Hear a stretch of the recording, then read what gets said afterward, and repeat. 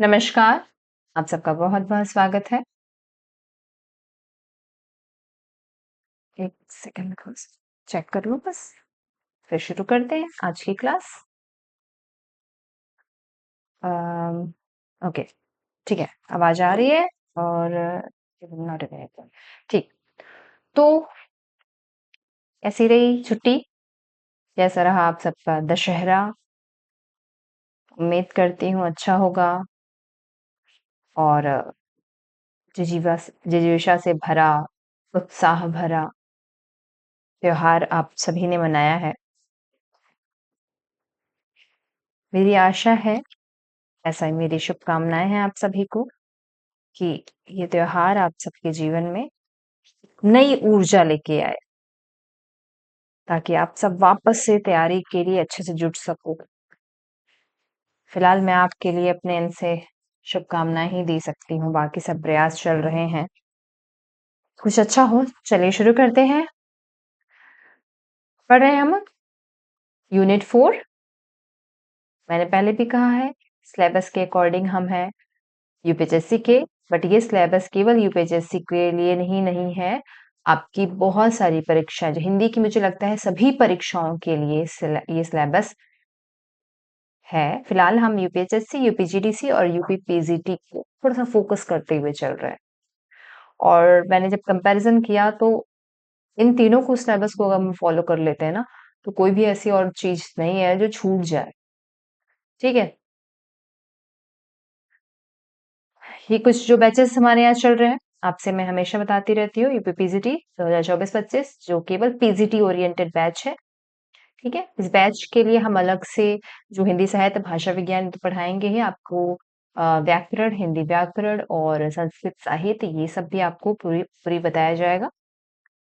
उसके बाद अगला जो बैच है हमारा अ, यूपीएचएससी और यूपीजीडीसी, ठीक? जिसमें आपको यूपीएचएससी, यूपीजीडीसी दोनों ही फोकस्ड में पढ़ाया जाएगा। ये प्रॉपर असिस्टेंट प्रोफेसर के लिए ही बैच है, यूपी असिस्टेंट प्रोफेसर के लिए। इसके अलावा एचपीएससी का बैच ऑलरेडी चल रहा है। जो भी बैच या जो भी परीक्षाएँ आएँगी असिस्टेंट प्रोफेसर से रिलेटेड, हम उसके नए बैच भी लेकर के आएँगे। आप नोट्स अलग से ले सकते हो। अगर आप क्लास नहीं कर पा रहे हो और आपको नोट्स चाहिए तो नोट्स भी अलग से ले सकते हैं। नोट्स प्रॉपर आपको हमेशा अपडेटेड मिलेगी और मैं ये बता दूँ कभी-कभी ऐसा होता है ना कि पूरे नोट्स आपको एक साथ नहीं मिल रही है, क्योंकि हम हर हर क्लास में उस नोट को थोड़ा-सा और रिफ़ॉर्म करते रहते हैं। ठीक है? ये नहीं कि जो पुराना रखा है वो आपको उसी समय दे दें। बहुत सारी चीज़ें खुद भी बनाते वक़्त ऐसा लगता है कि मुझे कि ये थोड़े-से ट्रिक्स डाल देने चाहिए थे, ये और आसान बना देना चाहिए था या फिर इसको ये नहीं रखने की ज़रूरत है। क्योंकि मैंने कई लोगों के नोट्स में देखा है ना, बच्चे ही मुझसे पूछते हैं कि मैम ये चीज़ें किसी फलाँ कोचिंग की ले ली जो मु जो जिन जो मुझसे केवल एडवाइस लेने के लिए आते हैं। मैंने पहले भी कहा था आप मुझसे हर तरीके से फ्री हो डिस्कस करने के लिए। तो वो मुझे दिखाते हैं। अच्छे नोट्स रहते हैं, मैं किसी के नोट्स पे कोई कमेंट्स नहीं करना चाहूँगी, लेकिन कभी-कभी ऐसा होता है ना कि बहुत ज़्यादा सामग्री है, नहीं ज़्यादा ज़रूरत है उतनी ज़्यादा कि वो भी है आपके सिलेबस में, वो ज़बरदस्ती भर दी गई है, तो उससे थोड़ा-सा बचें, ठीक? तो बाकी आप नोट्स के साथ टेस्ट भी ले सकते हैं। शुरू करते हैं भक्ति काल। पिछली क्लास जो थी, हमारी आदिकाल तक हो गई थी। आदिकाल की कुछ चुनिंदा जो पंक्तियाँ हैं कवियों की कही हुई, वो मैंने नोट्स ऑलरेडी आपको दे दिया है, ठीक? उसको आप देख लेंगे वहाँ पर। कुछ नहीं समझ में आएगा तो इसको फिर हम जब सारी क्लास हो जाएगी तो वापस से एक एक्स्ट्रा स्पेशल क्लास ले करके उसको भी हम लोग कंप्लीट करेंगे, ठीक? शुरू करते हैं हम भक्ति काल पे। हिंदी साहित्य के 4 काल कौन-कौन? आदि, भक्ति, रीति और आधुनिक, ठीक है? तो हम इसमें पढ़ेंगे भक्ति काल। समय सीमा क्या है भक्ति काल की? देखो ये मैं हमेशा अपने बच्चों से बोलती हूँ, मैं अपने कॉलेज में भी, अपने क्लास के में भी बच्चों से बोलती हूँ कि आपको रटा होना चाहिए। सन और नाम एकदम से रटा होना चाहिए। मैं अपने बच्चों से बिल्कुल अपेक्षा नहीं करती हूँ कि जब मैं पूछूँ भक्ति काल का सन क्या है तो वो सोचने लगे अच्छा इतना से इतना तो नहीं, आप तुरंत बोलो 1375 से 1700 संवत सन में बोलना वो, लेकिन आपको दिमाग एकदम ज़बान पे रटा होना चाहिए, ठीक है? तो आते हैं भक्ति काल पे हम। 14वीं शताब्दी के प्रथम चरण में ही वीर गाथा का स्वर जो है वो विलीन होने लगा था। जी, हम जानते थे कि जब हिंदी का जो प्रारंभिक काल है वो है आपका आदिकाल। आदिकाल में कई सारी प्रवृत्तियां और कई तरह के साहित्य जो है, विविध साहित्य जो है वो पैरेलल चल रहे थे और सफल मात्रा में चल रहे थे। ठीक है, वो एक समय जब आता है, जैसे बौद्ध धर्म जब शुरू हुआ तो उसके बाद उसमें कई सारे चीजें जुड़ी, भ्रांतियां, मिथ, अच्छी बुरी सब तरह की बातें जुड़ती है और धर्म जो है वो आगे बढ़ता रहता है। उसी से दो साहित्य भी निकलते हैं, दो तरह के साहित्य वो भी हम पढ़ रहे थे धीरे धीरे। और जब समय आता जाएगा ना, तो वो स्वर थोड़ा सा विलीन या फिर लोगों का इंटरेस्ट या समय परिवर्तन होता जाएगा, तो चीजें भी जो है साहित्यिक तौर पे वो भी परिवर्तन होगी। ऐसे में जो वीर गाथा काल का जो साहित्यिक स्वर जो था ना, वो धीरे धीरे धुंधला पड़ेगा और एक नया स्वर आने लगेगा। ठीक है, क्या है? और भक्ति काल का प्रस्थान बिंदु यहीं से शुरू हो जाता है, जहां से वीर गाथा काल खत्म होता है। अलाउद्दीन खिलजी से लेकर के जहांगीर के शासन काल को माना गया है क्या भक्ति काल का जो प्रस्थान बिंदु है। हिंदी साहित्य एक नए युग में प्रवेश करता है और तुलसी ने इसी के लिए लिखा है कि कलि काल ई काल परे, बिन अन दुखी सब लोग मरे। इसका क्या कारण है ये हम समझेंगे जब थोड़ी सी आर्थिक या उस समय की तत्कालीन परिस्थितियां आप समझोगे ना, तो वो थोड़ा सा और डिटेल में समझ में आएगा। अभी हम बात करते क्या है, दिल्ली सल्तनत की व्यवस्था आम हिंद जनमानस की विपरीत थी, इसलिए लोगों में अपने धर्म के प्रति जुड़ाव अधिक होने लगा। जनमानस में भक्ति की धारा धारा बह गई। भारत में अलवारों और नयनारों से शुरू हुई, उत्तर भारत में रामानंद के हाथों विस्तार आई। देखो क्या हुआ, जो समय है ना ये आपका भक्ति काल का, आप समझते हैं लगभग 1375 से 1700 संवत के लगभग। और दिल्ली सल्तनत, अब जानते हैं हम कि 12वीं सदी में ही दिल्ली सल्तनत शुरू हो जाएगा। दिल्ली सल्तनत में 5 वंश जो हैं वो आएंगे। एक आएगा राज करेगा या लूट-पाट करेगा, वो जाने ही वाला नहीं होगा। दूसरा आ जाएगा, वो आकर के लूट-पाट करेगा, जिसमें हम अगर मैं इसको क्रम से लिखूँ तो ये है, 1 सेकंड कहाँ से मुझे ओके, हाँ, क्रम से लिखते हैं।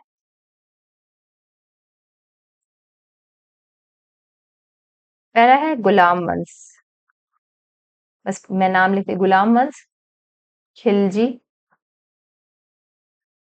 गुलाम खिलजी, तुगलक, सैयद, लोदी। ठीक, उसके बाद लोदी के बाद आ जाएंगे मुगल सल्तनत आ जाती है इसके बाद।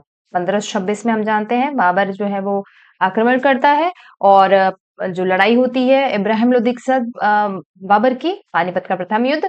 और उसके बाद से भारत में मुगल सल्तनत की स्थापना हो जाती है और जो लंबे समय तक चलती है, जब तक अंग्रेज न चले जाए। बताने का क्या स्वर है कि क्या बोल रहा है, अलाउद्दीन खिलजी से लेकर के, ये अलाउद्दीन खिलजी मतलब जो दूसरा वंश है दिल्ली सल्तनत, उससे लेकर के मुगल तक, खिलजी, तुगलक, सैयद, लोदी, फिर मुगल, इतने बाहरी आक्रमणकारियों को उस समय भारत ने झेला। और ये आक्रमणकारी केवल इस ऐसे नहीं थे जो ये थे कि आए और भारत में शासन करें, भारत की जनता को अपना लें, अपना बस आधिपत्य स्थापित करें, नहीं। इनका पूरा उद्देश्य जो था वो लूट-पाट करना था, भारत की संस्कृति को समाप्त करके एक नई संस्कृति का अपनी जो संस्कृति थी उनका निर्माण कर या स्थापित न करना था। इस उद्देश्य से ये लोग आ रहे थे। ऐसे में क्या हो रहा था, भारत की जो मूल जो जनता है ना, जो भारतीय जनता है, जो वह बहुत अपने आप में खतरा महसूस करने लगती है, बिल्कुल। और यहाँ के जो राजे महाराजे हैं वो हार जाते हैं। राजा महाराजा की स्थिति ऐसी हो जाती है कि ज्यादातर राजा महाराजा या तो हार जाएंगे या तो संधि कर लेंगे। भारत में कुछ ही राज्य ऐसे होते हैं जो स्वतंत्र रूप से लोहा लेते हैं, नहीं तो ज्यादातर जो राज्य हैं या तो उन्होंने संधि कर ली या हार गए। तो क्या शासन स्थापित हो जाएगा, इसी दिल्ली सल्तनत का, और मुगलों का शासन स्थापित हो जाएगा। तो भारत में लगातार ये जो दौर है वो चलता रहेगा। एक बाहरी जो आक्रमणकारी आते रहेंगे, भारत में अपनी संस्कृति की या अपनी मानसिकता को मिलाते रहेंगे। और अगर ये चीज अच्छी चीज के लिए होती तो कोई भी बात प्रॉब्लम नहीं थी। मकसद क्या था, यहाँ की संस्कृति को नष्ट करना, यहाँ की विद्या ज्ञान को नष्ट करना, लूट-पाट करना, सामाजिक व्यवस्था को अशांत कर देना, इन सब उद्देश्यों से आई थी। ऐसे में क्या हुआ, जो आम हिंदी जनमानस थी ना उसके बिल्कुल विपरीत हो गया। अब देखो जब हमारे अपनी चीजों पे वो कुछ खतरा आने लगता है ना, तो हम अपनी चीजों को लेकर के और ज्यादा वो इनसिक्योर हो जाते हैं, उसको बचाने में लग जाते हैं। भारतीय जनता का ये हिंदू जनता के साथ भी ऐसा हो रहा था। हिंदू जनता अपने सभ्यता के प्रति, अपने धर्म के प्रति और ज्यादा कह सकते हैं कि और ज्यादा जुड़ने लगी कि भाई जो अगर खिलजी आ रहा है और हमारे मंदिरों को नष्ट कर रहा है, तो हम ये सोच रहे थे हम अपने भगवान से और जुड़ने लगेंगे, हम उसको और बचाने की कोशिश करेंगे। तो भारत और ये भी एक था, और दूसरा हम अपने सुरक्षा के लिए किसको देखते हैं, राजा महाराजा को देखते रहे थे उस समय। राजा महाराजा या तो हार जा रहे थे या तो संधि कर ले रहे थे। तो अब जनता क्या करेगी, जिसके हाथ में अपनी सुरक्षा की बागडोर रखी थी वो ही टूट गई। अब जनता को कुछ समझ में नहीं आ रहा है, खुद लोहा ले नहीं सकता, लड़ नहीं सकते हैं। तो अब जनता क्या करती है, जनता करती है भगवान की तरफ रुख। ठीक, तत्कालीन परिस्थितियां उसकी वही हैं। इस समय सल्तनत की व्यवस्था आम हिंदी जो हिंद या हिंदू कह सकते हैं जनमानस के विपरीत थी। उस समय क्या हुआ, गुलाम वंश में आते हैं आपके इल्तुतमिश, उन्होंने एक एकता व्यवस्था जारी कर दी। खिलजी ने बाजार व्यवस्था, बलबन ने रक्त लौह नीति, ये सब चीजें अपनी व्यवस्था के अनुरूप वो बाजार ढालते जा रहे थे। मतलब बाजार में, धर्म में, संस्कृति में, सभ्यता में, हर जगह अपना आधिपत्य जमा रहे थे। और भारत की जो मूल जो संस्कृति थी वो खत्म होती जा रही थी। ऐसे में लोग क्या करते, लोग के सामने आया है कहाँ जाई, क्या करे, कहाँ जाए और क्या करें, कुछ समझ में नहीं आ रहा था। तो अब लोगों ने ये सोचा कि अब क्या करेगा, जब हम बहुत ज्यादा समस्या में, जब हमें ऐसा लगता है कि अब सामने कोई रास्ता नहीं है, तो बस एक ही रास्ता समझ में आता है, वो है भगवान, ईश्वर। जिस भी ईश्वर को आप मानते हैं उसकी भक्ति करने लग जाते हैं, बल्कि और तन्मयता से भक्ति करने लग जाते हैं कि अब वही है जो हमें रास्ता दिखाएगा। तो जो जनता का जो झुकाव था वो अनायास भी ईश्वर की तरफ और ज्यादा बढ़ता गया। ठीक, आम जन में यह धारणा फैल गई कि उनकी समस्याओं का निदान जो है वो भगवान ही कर सकता है। यह समय पूरी तरीके से बाहरी जो आक्रमण का कारियों के, ये है कारियों है सॉरी, कार्यों के उत्पात और संक्रमण का दौर है। ये पूरा समय है, मैंने दिखाया अभी हम अ, खिलजी वंश से लेकर के आप मुगल सल्तनत, जहांगीर के समय तक की बात हो रही है। जहांगीर के समय लगभग 17वीं सदी तक ये पूरा रहेगा। मतलब भक्ति काल तो पूरी तरीके से संक्रमित काल है। दिल्ली सल्तनत से लेकर मुगल आक्रमणकारी तक इस समय में आए, जिसमें विविध सभ्यता संस्कृति संक्रमण का भारतीय संस्कृति में संक्रमण हुआ। इस समय भारतीय जनमानस भक्ति की ओर अधिक उनमें उन्मुख होने लगा और पूरे भारत से अलग अलग जननायक सामने आए और इस आंदोलन की बागडोर संभाली। ऐसा नहीं था कि केवल एक जगह ऐसा कुछ हुआ और वहां पे बड़ी क्रांति आई और उसके बाद पूरा भारत जो है उसी क्रांति में आ गया, नहीं। पूरे विश्व भारत में के हर क्षेत्र से एक बड़ा आंदोलनकारी आया और उसने इस आंदोलन में, इस भक्ति के आंदोलन में अपने सहयोग दिया। तुलसीदास इस बारे में लिखते हैं, उस समय को लेकर के, जो समय चल रहा था भक्ति काल के आंदोलन का, अपनी कविता वाली उनकी एक रचना है, उसमें ये पंक्तियां उनकी, खेती न किसान को, भिखारी को न भीख भीख बनी, बनिक मतलब जो बनिए है उनको जो बनेज, न चाकर को चाकरी, जीविका विहीन लोग सिद्ध मान सोच बस, कहे एकन एकन सो कहाँ जाए क्या करे। तो जो ये तो छोटे पेज समान दस्तक बचे हैं, आम जनता, भारत जनता कैसी रही, ज्यादातर कृषि प्रधान जनता रही है। तो भारत में जीविका का साधन क्या है, किस कृषि अधिक है, उसके बाद से व्यापार है। ठीक है, क्योंकि उस समय तो इस तरह से सरकारी नौकरियां तो हुआ नहीं करती थी। तो आम जो जनता है वो जिस, उसका जो कार्य क्षेत्र है वही नहीं रहेगा। जब जीविका ही नहीं रहेगी तो लोग जिएंगे कैसे। तो वही स्थिति हो गई कि कहाँ जाए का करे की जो स्थिति उत्पन्न हो रही थी। ये उस समय की तत्कालीन जो व्यवस्था है वो बड़ी संकुचित थी। मुगलों के हिसाब से कार्य करना या फिर जो आक्रमणकारी बाहर थे उनके हिसाब से कार्य करना था, वो जब चाहे वो लूट लेते थे, अधिक अतिरिक्त लगान वसूल करते थे, आपको धर्म, अपने ही धर्म में, अपनी संस्कृति में पूजा पाठ नहीं करने देते थे। इस तरह की जो पूरी व्यवस्था थी ना वो प्रॉपर उस समय चल रही थी। ठीक, तो उस समय की कह न कहे जो तत्कालीन परिस्थितियां हैं, उन परिस्थितियों ने भक्ति आंदोलन में और आग में घी वाला कार्य किया। भक्ति तो हमारे भीतर है ही, हमारे देश के भीतर जो है संस्कृति में वो है ही, लेकिन भक्ति और ज्यादा उन्मुख हो गई, वह उस समय की परिस्थितियों ने और ज्यादा उसको प्रश्रय दिया। एक कारण है कि आदिकाल से भक्ति काल की सभी जो कह सकते हैं प्रवृत्तियां हैं, वो सभी चेंज हो जाएंगी, सभी बदल जाएंगी। ठीक। आते सबसे पहले हम भक्ति, बड़ा विषय है। भक्ति क्यों, क्या है इस काल में भक्ति? सबसे पहले भक्त, जो भक्ति या भक्त शब्द की उत्पत्ति क्या है? भक्ति शब्द की उत्पत्ति जो है वो भज धातु से मानी गई है। भक्त शब्द का पहला जो उल्लेख है वो श्वेत सात्स्वर निषद में होता है। मोनियर विलियम्स विद्वान है, उन्होंने सबसे पहले भज धातु से संबंध किया, जिसका अर्थ होता है भजना, किसी को बार बार याद करना, किसी को बार बार पुकारना। ठीक है। टेर होती है वो बार बार अपने ईश तक पहुंचाना। शांडिल्य भक्ति सूत्र में भक्ति के स्वरूप का विस्तृत वर्णन है, और नारद भक्ति सूत्र में नवधा भक्ति, एक जब आगे हम धीरे पढ़ेंगे तो नवधा भक्ति का स्वरूप एक इस समय सामने आता है। केवल ईश्वर के हाथ में सामने आकर के प्रार्थना करने के अलावा, अपना निवेदन करने के अलावा कई सारे भक्ति के स्वरूप आते हैं, जिसको नव कहा जाता है। पूछा जाता है सीधे सीधे, नवधा भक्ति क्या है, कौन कौन इसमें नहीं आता है? क्या क्या है? श्रवणम कीर्तनम, विष्णु स्मरणम, पाद सेवनम या पद सेवनम, अर्चनम वंदनम, दास्य सख्यमात्मा निवेदनम। ठीक, इतनी तरह की भक्ति है। 1 2 3 4 5 6 7 8 9। क्या है? श्रवण, सुनना, ईश्वर उनकी बातों को, उनको में सुनना, कीर्तन करना, ईश्वर को याद करना, उनके चरणों की सेवा करना, अर्चना करना, वंदना करना, दास्य भाव से या तो अपने ईश्वर को अपना दास बना लेना, या ईश्वर को अपना सख्य बना लेना, और या अपने पूरी आत्मा अपने आप को पूरी तरीके से ईश्वर के समक्ष निवेदित कर देना, समर्पण कर देना। इसने तरह की भक्ति जो है कहाँ मिलती है? नारद भक्ति सूत्र में नवधा भक्ति का पहले उल्लेख आता है। ठीक।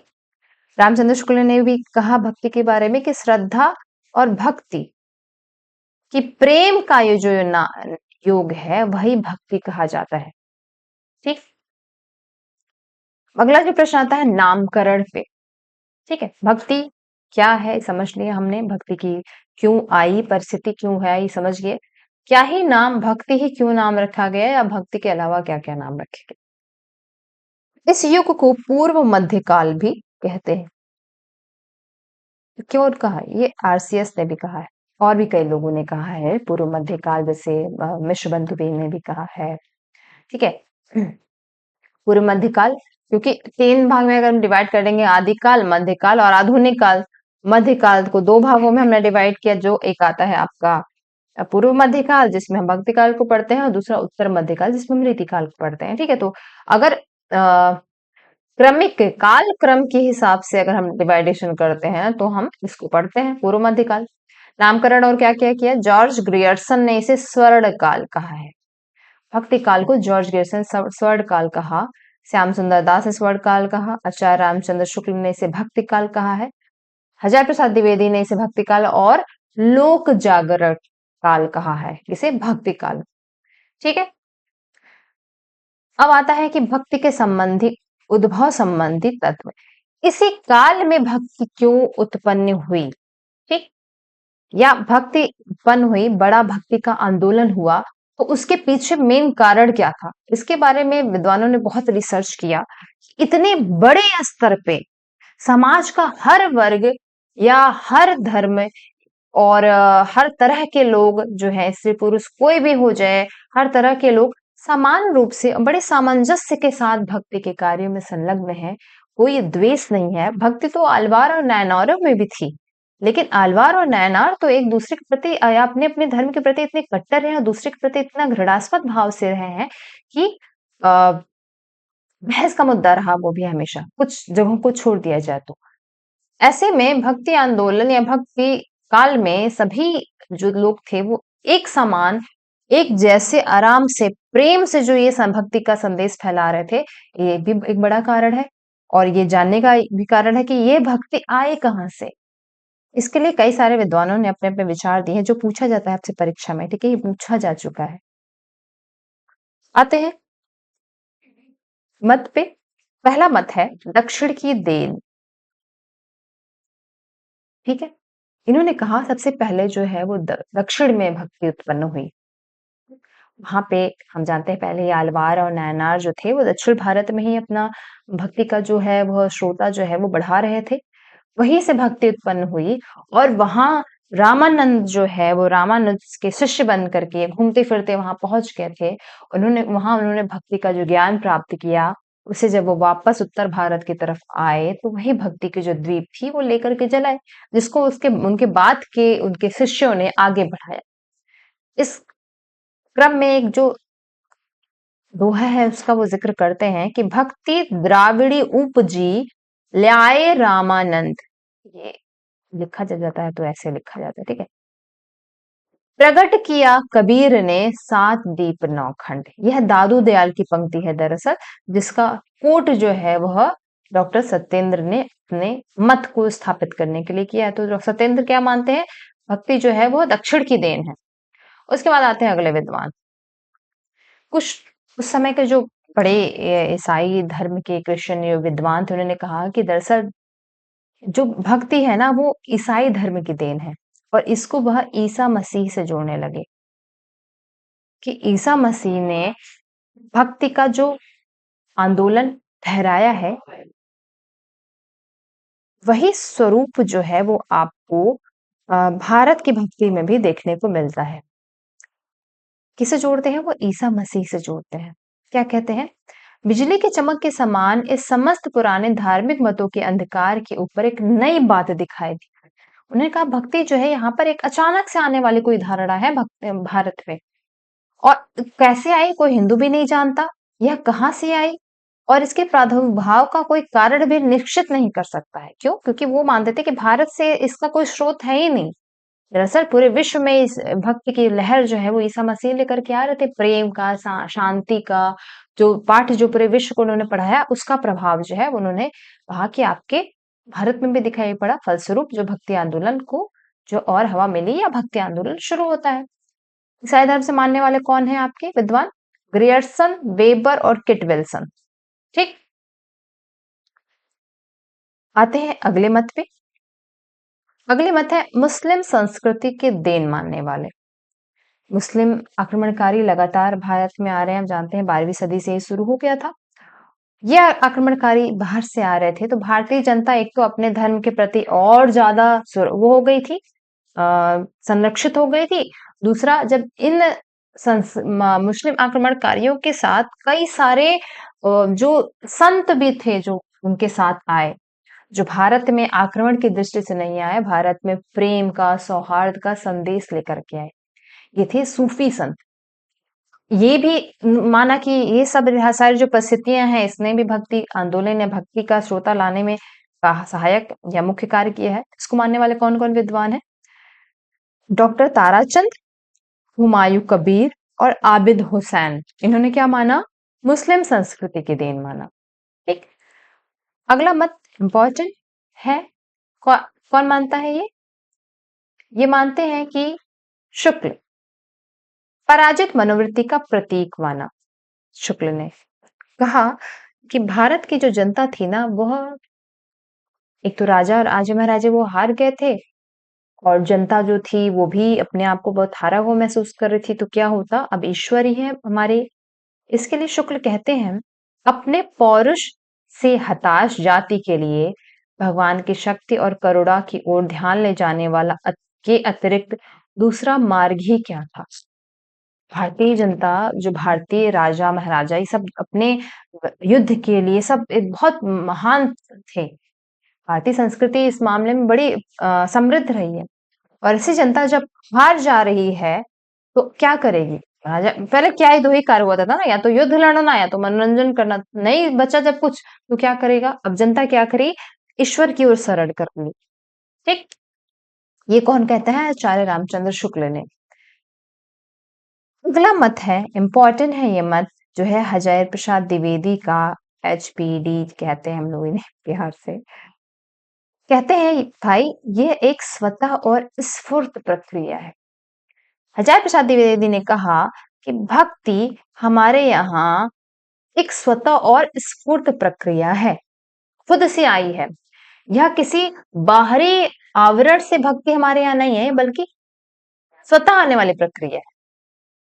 इसके लिए द्विवेदी जी कहते हैं, मैं जोर देकर कहना चाहता हूं कि यदि इस्लाम न भी आया तो साहित्य का बार आना वैसा ही होता है जैसा आज।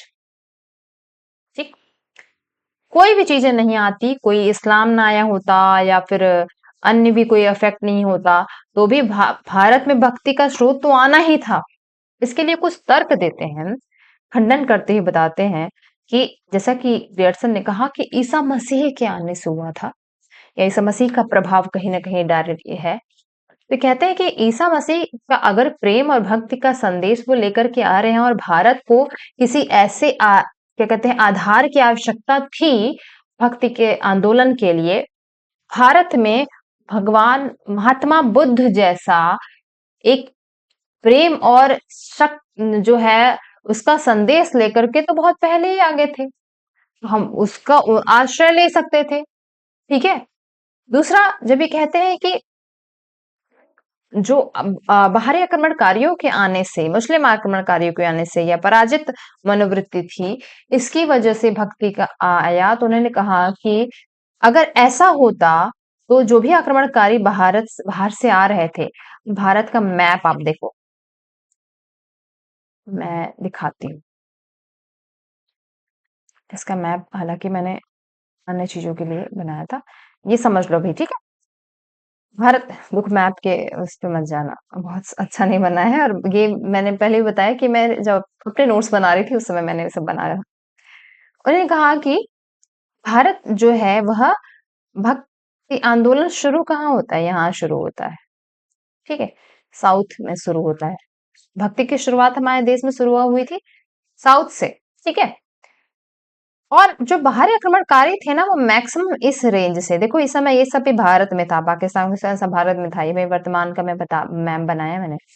ये सब जो आक्रमणकारी मैक्सिमम इधर से आए थे, और इधर से आ रहे थे ना, तो कहाँ पे राज कर रहे थे, यहाँ उत्तर भारत में, दिल्ली में ज्यादातर राज हो रहा था, उत्तर भारत में ज्यादा प्रभाव था, यहाँ की जनता ज्यादा त्रस्त थी।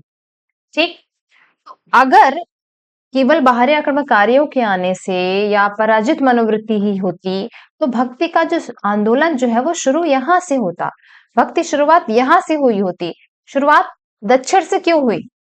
ठीक है, ये भी वह लॉजिक देते हैं। अपेक्षाकृत लॉजिक में दम भी है और सही भी है ये। ठीक,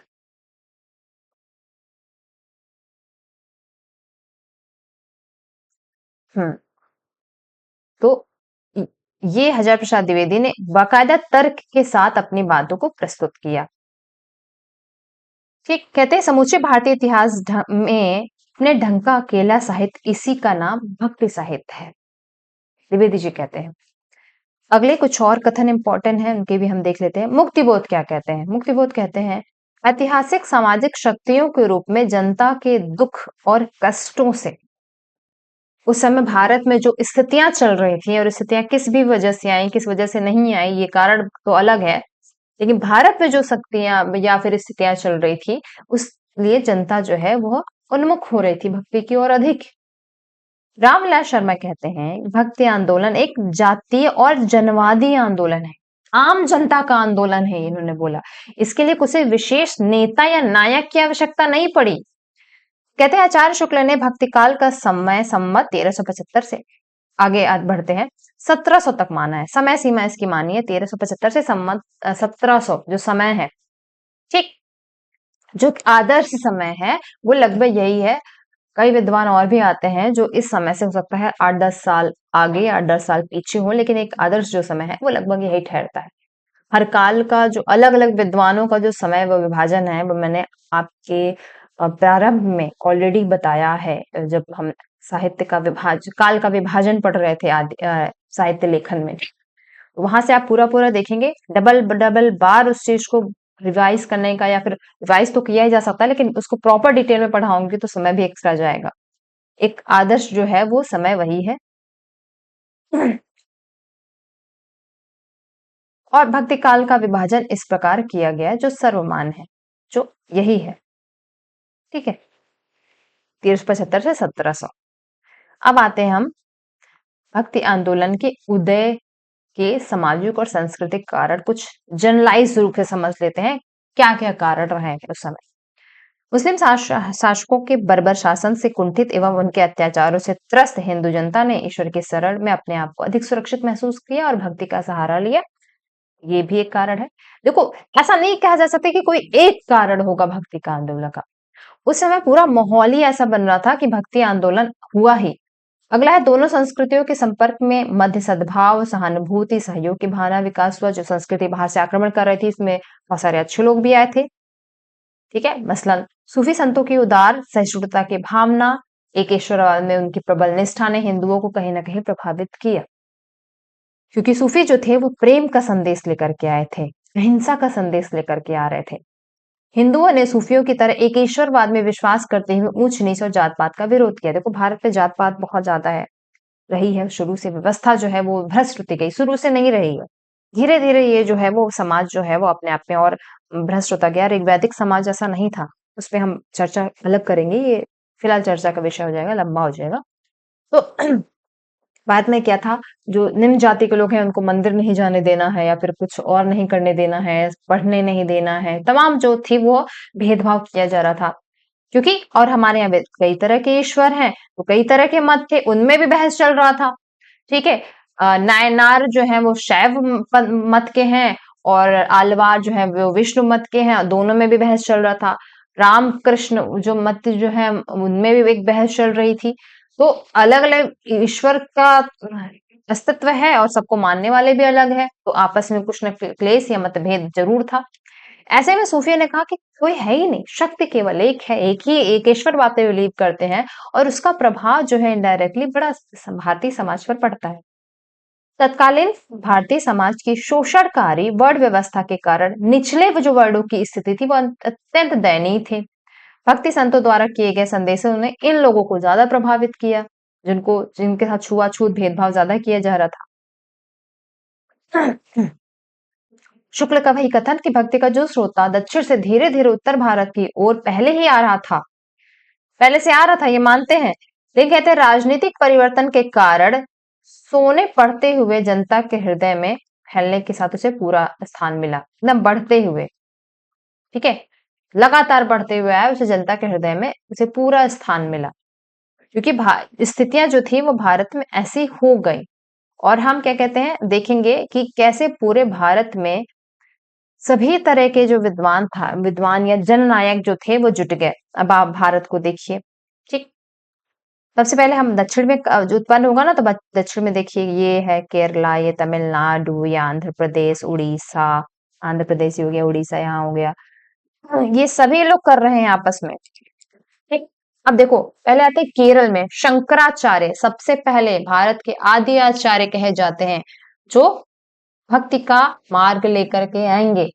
शंकराचार्य केरल से आएंगे, वहीं पे उनके फिर शिष्य आ जाएंगे, उन्हीं पर उसी परंपरा में आ जाएंगे निम्बार्काचार्य। फिर आ जाएंगे आपके रामानुजाचार्य, ये तमिलनाडु से।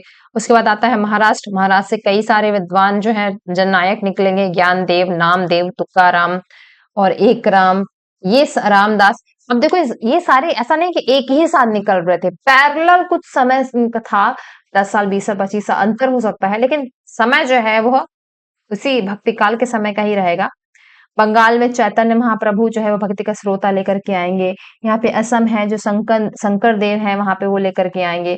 गुजरात में आपके दाऊद दयाल है, मध्वा है, राजपुताना के संत है, मध्वाचार्य हो गया। पंजाब यहाँ आएगा, पंजाब में तो 10 गुरु मिलेंगे आपको।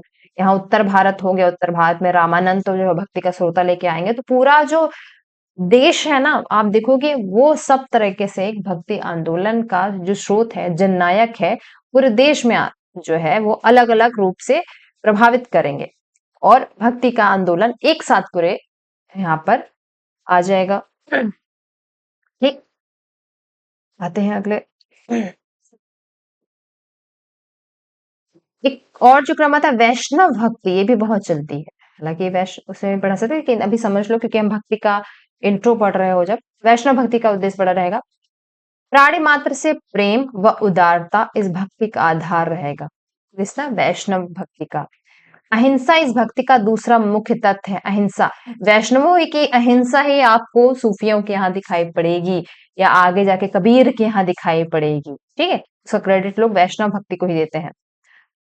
इसने कला व संस्कृति के उन्नयन में भरपूर योगदान दिया। वैष्णव आचार्यों व कवियों ने भक्ति रस की स्थापना में सर्वाधिक योगदान दिया है। अहिंसावाद, प्रपत्तिवाद वैष्णव धर्म की विशिष्टताएं हैं। और वैष्णव धर्म के उन्नायक कौन हो जाएंगे? आपके आलवार संत। आलवार जो कि 12 थे, इनकी संख्या 12 थी। साउथ में यहीं से शुरुआत होगा। ये मुख्यतः विष्णु के भक्त हैं। आलवार जो का मतलब होता है मग्न होना, मग्न होकर के वह ईश्वर की भक्ति कर रहा है, सामाजिक चीजों से कोई लेन देन नहीं, केवल अपने ईश्वर से मतलब है। आलवारों की संख्या 12 थी। 12 कौन कौन है आप देख ले, एक बार परिचय बस ले सकते हैं इसका। सरयोगी, भूत योगी, महत योगी, भक्त सागर, सटकोप ये आते हैं। मधुर कवि, कुलशेखर, विष्णुचरित, गोदा इनका भी नाम आता है, क्योंकि आंडाल इनका नाम आता है। इनका नाम हम स्त्री विमर्श में भी पढ़ेंगे और आप भक्ति काल में भी पढ़ सकते हैं। ठीक, आंडाल महिला है, ये शिव की भक्त रहेंगी बहुत बड़ी। विप्र नारायण, योग वहा, परकाल, ये सारे जो है वो 12 जो है वो आलवार मिलते हैं। ठीक, और ये जो आलवार थे ना, वह विष्णु की उपासना राम रूप में भी कर रहे थे और शिव रूप में भी कर रहे, राम रूप में भी कर रहे थे और कृष्ण रूप में भी कर रहे थे, हनुमान रूप में भी कर रहे थे। और उस पर प्रभाव जो है वो शैवों का भी पड़ेगा, लेकिन फिर भी जो आपस में विवाद है ना कहीं वो बनता रहता है। षटकोप तथा नम्मालवार राम भक्ति के प्रथम कवि कहे जाते हैं। किसी भी भाषा के प्रथम कवि कहे जाते हैं षटकोप और नम्मालवार। इनकी रचना है तिरुवायमोली में राम भक्ति का विस्तृत वर्णन है। यहाँ तक कि षटकोप को राम की पादुका का अवतार भी माना जाता है। ठीक है, इसी में आंदाल जो है वह एकमात्र आलवार संत थी। इन्हें दक्षिण की मीरा भी कहा जाता है। जब आप पढ़ते हो, विमर्श जब में पढ़ोगे तो इसको हम पढ़ेंगे एक बार वहां पे विस्तृत में। आलवार संत जाति वर्ण का भेद नहीं मानते थे। ठीक है, आलवार संत जाति वर्ण का भेद नहीं मानते थे। सर्वप्रथम श्री संप्रदाय के प्रथम आचार्य श्री रंगनाथ मुनि ने आलवार संतों के पद्यों का संकलन नालियर दिव्य प्रबंधम शीर्षक से 4 भागों में किया। ये इंपॉर्टेंट है, ये पूछा गया है। ठीक है, किसने किया है नालियर दिव्य प्रबंधन? श्री रंगनाथ मुनि ने। कंटेंट क्या है इसमें? आलवार संतों के पद्यों का संकलन है। ठीक, ये याद रखेंगे आप। इसको अलग पेन से लिख लो, मार्कर वार्कर है तो उससे भी लगा लो। आते हैं इसके बाद नायनार का एक छोटा सा परिचय ले लेते हैं। हिंदू धर्म में नायनार भगवान शिव के भक्त संत थे।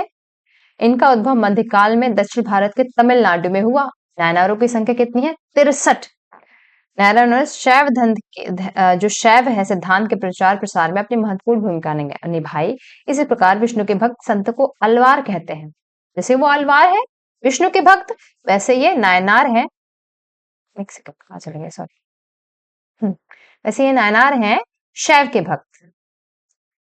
ठीक, ये सभी नायनार मुक्तात्मा माने जाते थे। इनकी मूर्तियां मंदिरों में स्थापित की गई नायनारों की, और इनकी पूजा भगवान के ही समान हो गई। अपने आपको इन्होंने ईश्वर के मतलब ईश्वर की स्थापना करते हैं, और जो इनके अनुयायी थे उन्होंने भी इन्हें ईश्वर के रक्स रख दिया था।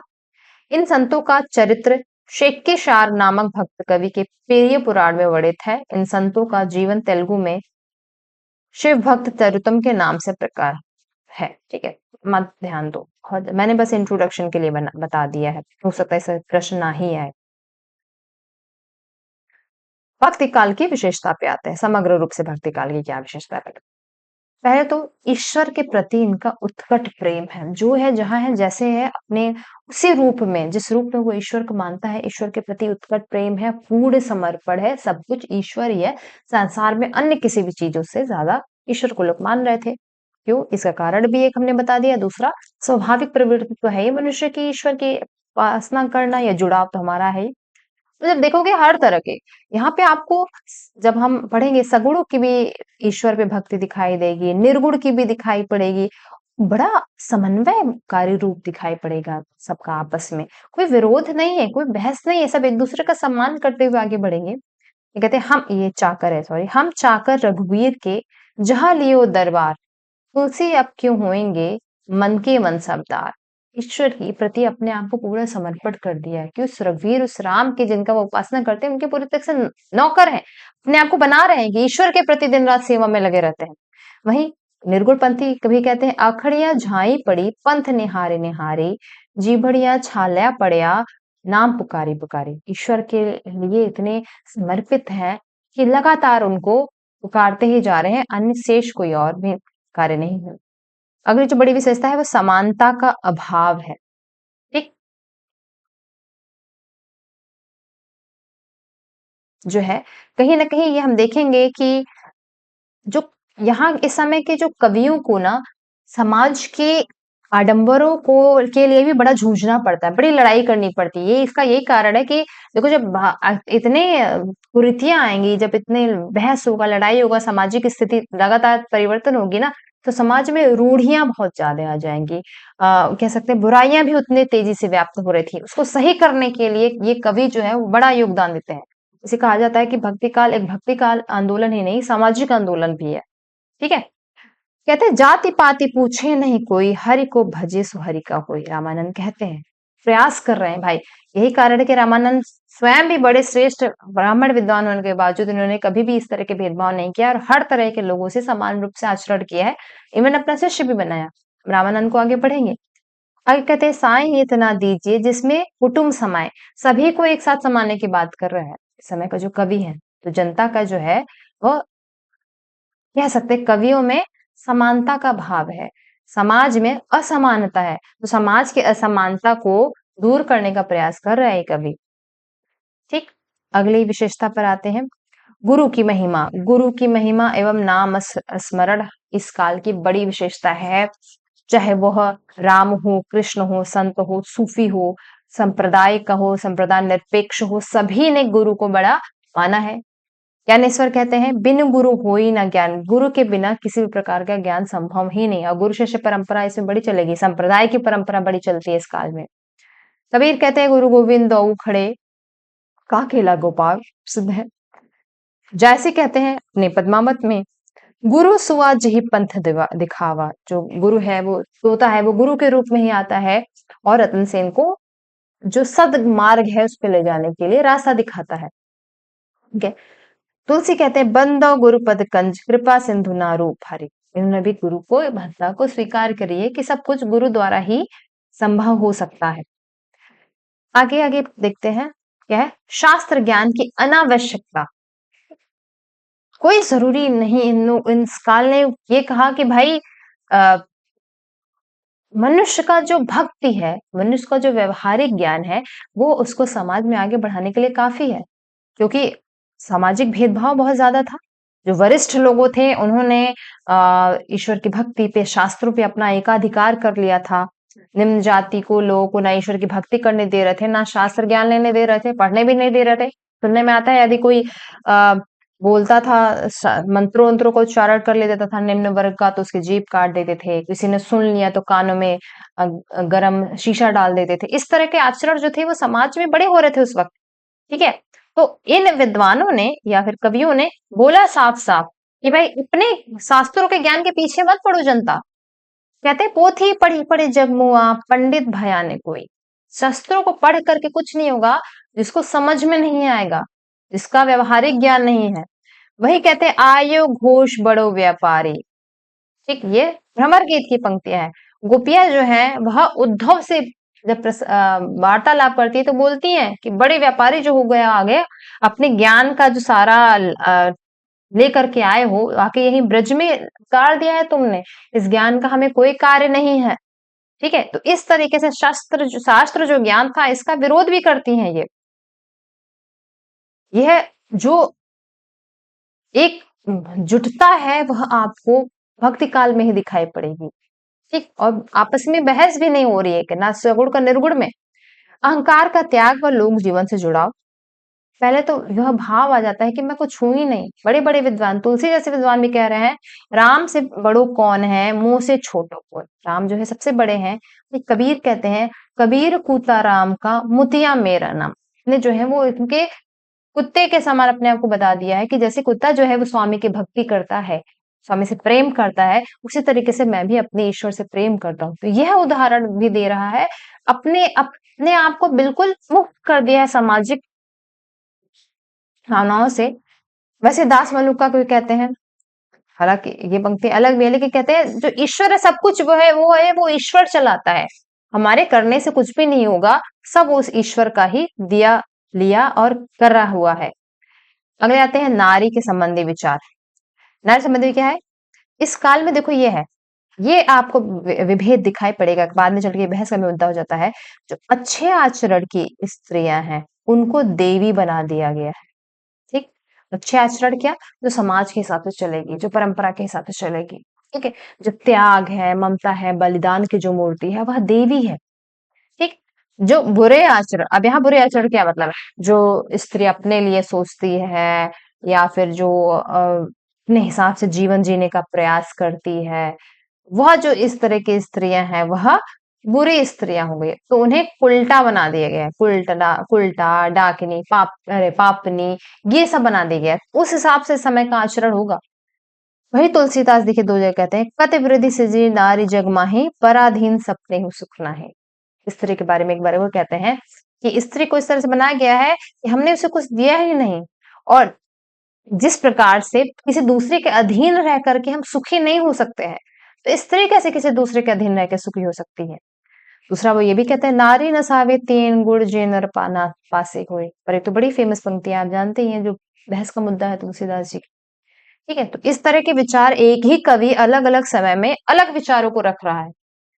ठीक, आते हैं हम भाषा शैली विविध काव्य पर। संस्कृत है खूब जल भाका बहती, आम भाषा को, जन भाषा को बड़ा इस समय की माना। जन भाषा क्या चल रही थी, ब्रज अवधि और जो सामान्य खड़ी बोली है, जिसमें भी जिस कवि को समझ में आ रहा था वो अपने कवि आम जन की भाषा में कर रहा था। संस्कृत में नई रचना होंगी, बल्कि ये सारे विद्वान संस्कृत के प्रकांड विद्वान हैं। ठीक, तो ये कुछ प्रमुख विशेषताएं जो है वो जो भक्ति काल की आपको दृष्टव्य होती है। आ जाते हैं भक्ति काल के संबंधी कुछ प्रमुख तथ्यों पर। कौन कौन है भक्ति काल संबंधी कुछ प्रमुख तथ्य हैं। हजारी प्रसाद द्विवेदी ने निर्गुण सगुण दोनों धाराओं का मुख्य लक्षण भगवद विषयकृति एवं अनन्यता माना है। ठीक, मैं क्लियर कर दूं यहाँ पे आप लोगों को, हालांकि आगे है, समझ में अभी आ जाएगा डे। ठीक है, ये जहाँ खाली था, हाँ इस पेज पे मतलब भक्ति काल हम जानते हैं। फिर भक्ति जो काल है वह दो भागों में विभाजित होगा, सगुण और निर्गुण, या पहले निर्गुण सगुण।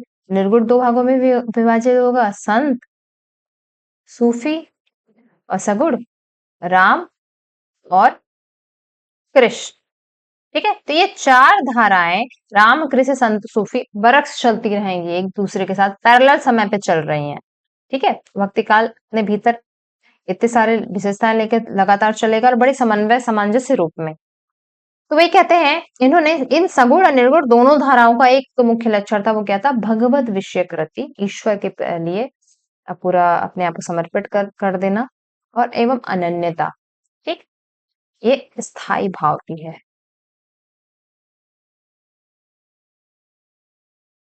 किसका स्थायी भाव है ये जानते होंगे, मैं बता दे रही हूँ, भक्ति रस का। ठीक, आगे है रामानुज भक्ति के आदि आचार्य बनते हैं, जो भक्ति इसमें हो रही है। विशिष्टाद्वैत से भक्ति साधना पद्धति मात्र से आंदोलन की ओर बढ़ेगी। रामानुजाचार्य का की स्थापना है विशिष्टाद्वैतवाद, आगे पढ़ेंगे अभी।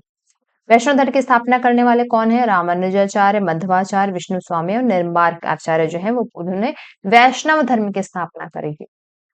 शुक्ल कहते हैं भक्ति जो है वह धर्म का ही एक रसात्मक रूप है, कैसा मनुष्य जी रहा है या कैसा जिएगा उसका एक रूप है वो। भक्ति आंदोलन भारतीय चिंताधारा का स्वाभाविक विकास है, हरिहर प्रसाद द्विवेदी हमेशा यही मानते हैं। अब आ जाते हैं कुछ दर्शन। सबसे पहला दर्शन अद्वैतवाद, शंकराचार्य, केरल हमने देखा सबसे पहले आदि आचार्य समानता इन्हीं को कहे जाए। इन्होंने क्या कहा? अद्वैत कहा। इन्होंने क्या कहा? ये जगत जो है वो मिथ्या है और जो ब्रह्म है वो और जीव दोनों एक ही है। कह सकते हैं निर्गुण को मान रहे हैं ये। कह रहे जो आत्मा है उसी परमात्मा का हिस्सा है, कुछ अलग अलग नहीं है। बस हम यहाँ अपना रोल कर रहे हैं और उसी से जुड़े हुए हैं। हम क्या है? इन्होंने कहा जगत जो है वो मिथ्या है। ठीक, अद्वैत है। उसके बाद आता है विशिष्टाद्वैत। रामानुजाचार्य कहते हैं ब्रह्म एक है, लेकिन जैसे उसकी जो हम तो वैसे एक हैं, लेकिन जैसे एक वृक्ष होता है उसकी अलग अलग ब्रांचेस जो है वो निकलती हैं और उनका एक अलग रोल हो जाता है, वैसे ही जो आत्मा है उस परमात्मा से निकली है और उस अलग अलग अपना रोल अदा कर रही है, जबकि सारी विशेषता जो है वो हमारी उसी परमात्मा की है और अंत में हमें उसी में विलीन हो जाना है। विशिष्टाद्वैत कहता है। फिर आता है द्वैतवाद। ये कहता है आत्मा और परमात्मा दो अलग अलग है, ठीक है, एक नहीं है। हम अलग हैं और हम उस ईश्वर से भक्ति के द्वारा जुड़े हुए हैं और हम इस जीवन में जीवन जी रहे हैं। जब मृत्यु हो जाएगी तो हमें जब मोक्ष मिल जाएगा तो हम जुड़ जाएंगे उससे जाकर के। अगला आता है द्वैतवाद निम्बार्काचार्य का। ठीक, क्या कहते हैं? समुद्र और उसकी बूंद अलग अलग भी है माने जा सकते हैं और एक भी माने जा सकते हैं। जब तक समुद्र की बूंद को अलग रखा जा रहा है वो अलग है और जब उसको एक कर दिया जा रहा है तो अलग है। इसी प्रकार से आत्मा जो है परमात्मा का अंश तो है, लेकिन कार्य जो है वो अलग कर रही है। ठीक है, उपयोगिता जो है वो उसकी अलग है, इसलिए इसको अंशी भी कह सकते हैं द्वैताद्वैतवाद को। अगला आता है शुद्धाद्वैतवाद। इसके प्रवर्तक कौन है? देखो, द्वैतवाद के प्रवर्तक मध्वाचार्य हैं। ये याद रखा। द्वैताद्वैत के निम्बार्काचार्य हैं। शुद्धाद्वैतवाद के इनके दो मिलते हैं। प्रथम तो विष्णु स्वामी इसके जो आदि प्रवर्तक मिलते हैं, वल्लभाचार्य इसके पूर्व संस्थापक हैं। ये कहते हैं आत्मा परमात्मा से अलग है, परंतु वो भौतिक जीवन में रहकर स्वयं को पूर्णतः ईश्वर को समर्पित कर देती है। आत्मा जो परमात्मा से अलग है, लेकिन जो पृथ्वी पर रहती है वो पूरी तरीके से अपने आप को ईश्वर को समर्पित कर देती है, तभी वह ईश्वर की हो जाती है। इसके लिए उन्होंने पुष्टि मार्ग की स्थापना करी। पुष्टि मार्ग का उन्होंने 3 भाग किया। प्रवाह प्रवाह मर्यादा पुष्टि 3 भाग उन्होंने इसका दिया। इसको भी हम पुष्टि मार्ग के पढ़ेंगे, उसको आगे आगे पढ़ेंगे, उसको समझेंगे डिटेल में। भक्ति काल के विभाजन जो हमने अभी शॉर्ट में देख लिया। प्रवृत्ति अध्ययन सुविधा के हिसाब से 300 वर्ष की जो लंबी धारा उसको 2 भागों में विभाजित किया। कौन कौन? निर्गुण भक्ति धारा और सगुण भक्ति धारा में पहली बार हम इसको समान रूप से विभाजित करेंगे। ठीक है, आगे चल के ये दोनों धाराएं अपने अपने उपधारा में बढ़ जाएंगी। निर्गुण धारा क्या हो जितने बटेगी? ज्ञान मार्गी और प्रेम मार्गी। ज्ञान मार्गी को संत कहेंगे, प्रेम मार्गी को सूफी। ठीक, ये उसके बाद जो सगुण भक्ति जो धारा है वो कृष्ण भक्ति शाखा और राम भक्ति शाखा में बदल जाएगी। ठीक है, इसको आप इस तरीके से देख के समझ सकते हैं। ये भक्ति काल है, निर्गुण और सगुण। उसके बाद निर्गुण को भी 2 भागों में, जिसे ज्ञानाश्रय प्रेमाश्रय, ज्ञानाश्रय को संत, प्रेमाश्रय को सूफी। फिर ये सगुण है राम और भक्त कृष्ण, राम भक्त के सबके जो है आप इस पे एक रिप्रेजेंटेटर कह सकते हैं या प्रमुख कवि दिया गया है। जैसे ज्ञानाश्रय के संत के हैं कबीर, सूफी के प्रमुख हैं, ये प्रवर्तक नहीं है, प्रमुख है जायसी, राम भक्ति के तुलसी और सूर के जो कृष्ण भक्ति के सूर। ठीक है, ये चारों अपने अपने क्षेत्र के प्रतिनिधि हैं। ठीक, तो हम थोड़ा देख लेते हैं भक्ति काल के कुछ प्रमुख संप्रदाय। इसको इस तरीके से समझना, तुम्हें छोटा लगेगा ना, इसको बड़ा कर लेना। निर्गुण,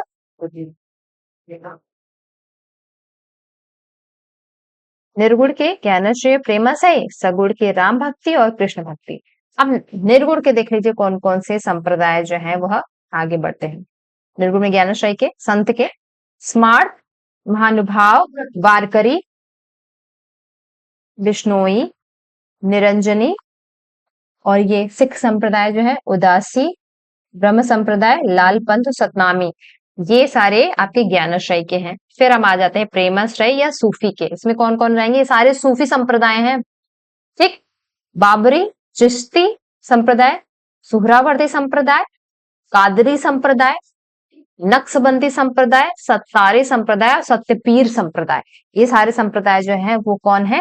सूफियों के हैं। इसमें से कुछ संप्रदाय जो बाहर से आएंगे और कुछ संप्रदाय जो भारत में बनते हैं। फिर आ जाएगा राम भक्ति संप्रदाय। इसमें कौन कौन होंगे? श्री संप्रदाय, शिष्टाद्वैतवाद जिसका है, रामावत संप्रदाय, रामावत सखी संप्रदाय, तत्सुखी, स्वसुखी, तपसी शाखा और रसिक संप्रदाय। ये सारे संप्रदाय जो है वो किसके हो जाएंगे? राम भक्ति शाखा के। फिर आ जाएंगे कृष्ण भक्ति शाखा के संप्रदाय। कौन कौन रहेंगे? ये सनक संप्रदाय, ब्रह्म संप्रदाय, और ये कौन है? बहुत पुराना स्वसुखी, सॉरी, स्वसुखी संप्रदाय, वल्लभ संप्रदाय, राधा वल्लभ संप्रदाय और सखी संप्रदाय जिसे टट्टी संप्रदाय भी कहते हैं, और गौड़ीय संप्रदाय। ये संप्रदाय जो है वो कृष्ण भक्ति शाखा के हो गए आएंगे, ठीक। ये मैंने अपने समझ के लिए बनाया था। ये सभी संप्रदाय और इनसे जुड़े जो कवि या रचनाकार लेखक रहेंगे वह इस संप्रदाय के लिए कार्य करते रहेंगे, ठीक है। ये हो गया आपका बेसिक इंट्रो, ठीक। अब हम आते हैं इन सभी शाखाओं के मेन। चलो अभी आज की क्लास में हम फिलहाल इतना रखते हैं, ठीक।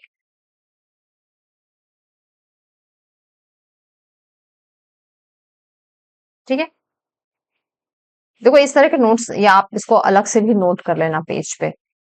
मुझे टाइम नहीं मिला ये ग्राफिक्स में कि मैं इसको प्रॉपर से बना सकूं, तो जो मेरे नोट्स का था वो मैंने एज इट इज इसमें डाल दिया है। इसको आप थोड़ा सा और ज्यादा इम्प्रूव भी कर सकते हो, ठीक। जैसे मैंने इसको अलग अलग बताया कि कौन कवि किस संप्रदाय से है, एक बड़े पेज पे बना लो और जगह ले लो छोटा छोटा अपने हिसाब से। अब स्मार्ट में डाल दो कौन कौन है, महानुभाव में कौन है, वारकरी, जैसे जैसे मैं पढ़ाती जाऊं ना वैसे वैसे आप उसमें डालते जाओ कि अच्छा ये इसके, ये इसके, ये इसके हैं, ये इसके या इसके या इसके, कौन कौन किस किस संप्रदाय के हैं। सभी के तो नहीं मिलेंगे, ये तो पूरा डिटेल्ड रूप से एक प्रॉपर मैप बना दिया, लेकिन जो मुख्य जो है हमारे साहित्यिक के, जिन्होंने साहित्य को प्रभावित किया है या साहित्य से प्रत्यक्ष अप्रत्यक्ष रूप से जुड़े रहे हैं, उनको उसी समय आगे लिखते जाओ, ठीक। कौन किसका है, जैसे श्री संप्रदाय हमने बोला, विशिष्ट रामानुज का है, ये रामानंद का है। इस तरह से सब संप्रदाय को आगे जो उसे जुड़ा हुआ है, केवल ये मत लिखना प्रवर्तक कौन है, ये कौन है, क्योंकि फिर सूफियों की भी जरूरत नहीं है।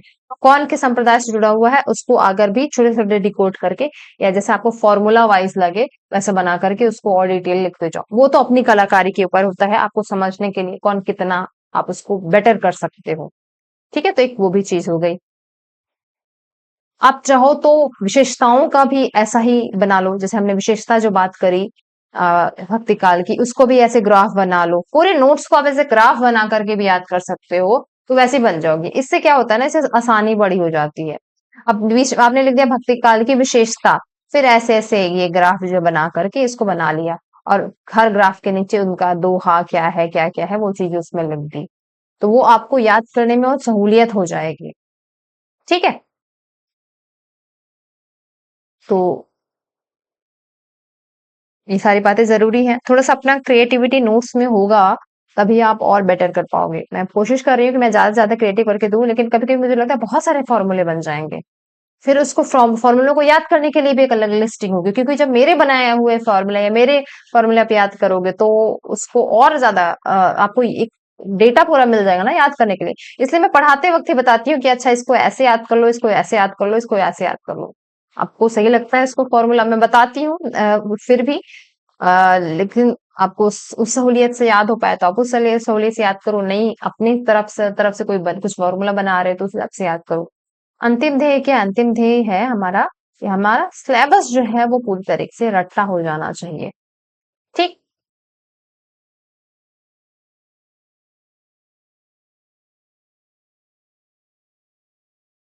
तो ये सारी बेसिक चीजें हो गई आज की क्लास में। अब नेक्स्ट क्लास में हम इसके आगे पढ़ेंगे। आप सभी तब तक तैयारी करते रहिए, छुट्टियां भी मनाओ, तैयारी भी करो, उत्साह के साथ पढ़ाई करो, पढ़ाई करना मत छोड़ना। कुछ भी हो जाए, चाहे कोई कितना भी कह दे कि परीक्षा में अभी 3 महीना है, 4 महीना है, होगी कि नहीं होगी, कुछ भी नहीं, कोई कुछ भी कह दे। तुम अपना 4 घंटे, 5 घंटे का जो एक कार्यक्रम है ना लगातार, 5 घंटे रोज देने का कार्यक्रम करते रहो। उसके बाद पैरेलल में दुनिया में चाहे मस्ती करो, चाहे वो करो, चाहे कुछ भी करो, दुनिया की सुनो। लेकिन अपनी पढ़ाई के लिए एक 5 घंटे का शेड्यूल जो है वो लगातार बाँधते हुए चलो। वो सबसे ज़्यादा ज़रूरी है इस समय। कंटिन्यूटी बने रहना, इसलिए हम शुरू से ही कहते हैं कि पढ़ाई के लिए सबसे ज़्यादा ज़रूरी है कि आप कंटिन्यू रहो। कुछ भी परिस्थिति आ जाए, कैसे भी आ जाए, आप पढ़ाई के प्रति आप कंटिन्यू रहो। ठीक? बाकी कोई भी समस्या है तो आप हमसे कह सकते हैं। अ, आप टेलीग्राम पे, मैसेज पे और मेल पे कहीं भी कह सकते हैं, ठीक है? तो आप सभी तैयारी करते रहिए। भविष्य की तरफ आपको ढेर सारी शुभकामनाएँ। शुक्रिया।